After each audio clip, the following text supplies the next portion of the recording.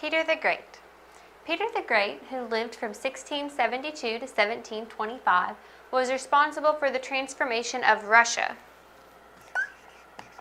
from an impoverished agricultural nation to a strong commercial nation. So, Peter had a lot to do in Russia. Russia was still a feudal nation at the time he came to power. It was still a relatively weak and disjointed nation. It wasn't moving forward into the same economic prosperity that other nations in Europe were moving into. Russia had been ruled by a series of czars that were very brutal, and they didn't allow for a lot of development. So Peter was like a breath of fresh air for them. Peter was impressed with the ways of the Western European nations.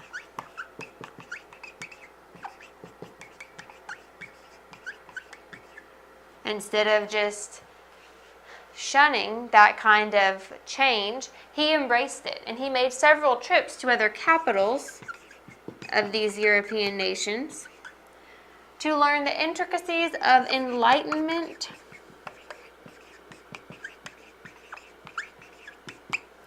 politics, and trade. So for many years, other Western European nations had been under the rule of absolute monarchs that had brought them into a period of prosperity and had really improved those nations.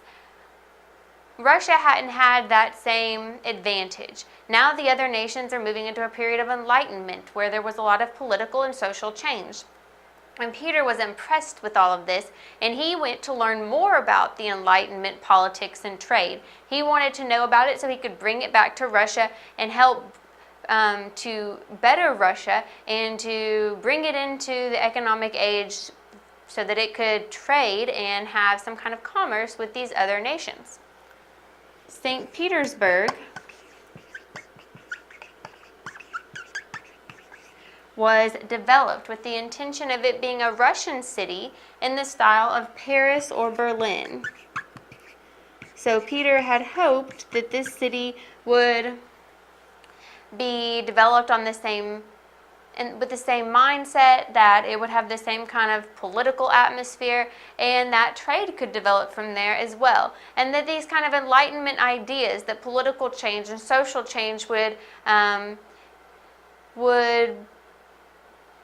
build up and actually develop more in this city that was open to that kind of change.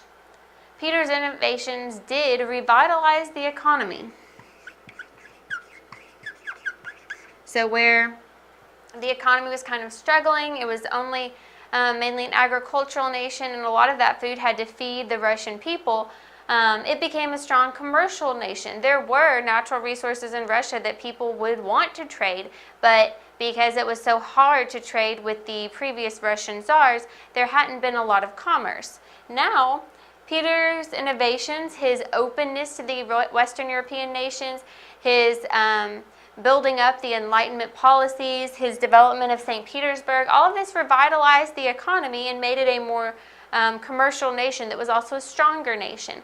But his policies also set a standard for decadence that would be carried on by future czars. So he did develop this city, and he added a lot to that. And he went on all these trips, and he wanted to make Russia better and better. And those were all good things, but it also meant that he was spending a lot of money, and he was building up a lot of decadence around himself as well. So that tradition would also be carried on by future czars. Catherine II was another Russian czar that helped Russia. She was also known as Catherine the Great, and she ruled from 1762 to 1796, so there was a gap between Peter and Catherine, but she was the next ruler that was known as a ruler to implement many Enlightenment policies. She was still following in Peter's footsteps, and she implemented these policies primarily in education and the arts. So where Peter had pushed more toward political change and economical change, Catherine was pushing more toward educational change and developing the arts. Nevertheless, in the remote provinces of Russia, the feudal system endured. There were still very disjointed feudal states, and the economy remained stunted. So as a whole, Russia did become a stronger commercial nation. People recognized it as such. But there were still remote areas of Russia that the economy, that this revitalization of the economy hadn't trickled down to.